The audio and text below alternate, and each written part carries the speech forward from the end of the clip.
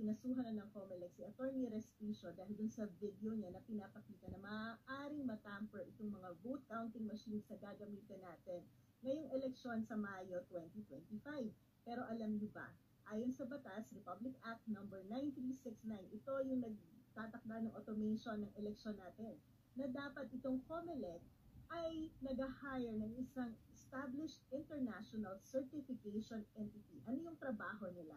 Isa-certify nila na yung mga hardware at software na gagamitin natin ngayong eleksyon ay working properly, securely, and accurately. Itong certification na to ang magbibigay or magpapanatag ng loob natin bilang mga botante na yung eleksyon natin ay may integridad at walang maaaring maganap na dayaan.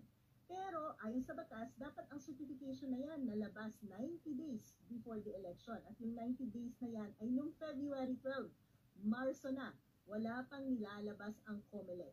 Alam niyo po, siguro instead na nagkakaso ang COMELEC dito sa mga individuals na nagtatanong at may hinihinging paglilinaw sa COMELEC tungkol sa integridad ng eleksyon, ay dapat nilalabas ng COMELEC ang mga ganitong certification na naayon sa batas para naman kaming mga botante ay napapanatag. Alam niyo ba na hindi lang din si Attorney Respicio ang unang nag-raise ng concern sa COMELEC. Kasama din dyan ang dating congressman, dating Congressman Egay Erice.